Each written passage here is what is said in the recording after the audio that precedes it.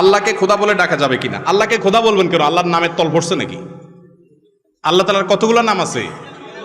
99টা নাম আছে এরকম, যেগুলো মুখস্থ করলে জান্নাতে যাবে। হাদিসে আসছে ইন্না লিল্লাহি 99 ইসমা, আল্লাহ তাআলার 99টি নাম আছে যেগুলো ডাকলে, যেগুলা মুখস্থ করলে আল্লাহ তাআলা তাকে জান্নাত দেন, এবং সেগুলোর অর্থ বুঝলে, তার প্রতি ঈমান আনলে ঈমান পরিপূর্ণ হয়।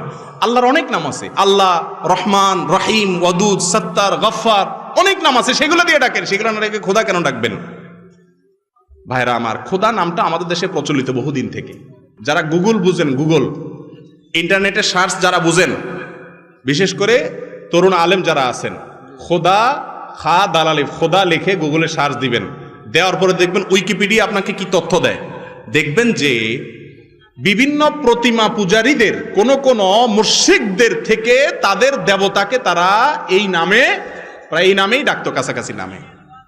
যদিও খোদা শব্দের অর্থ খারাপ না, খোদা মানে হলো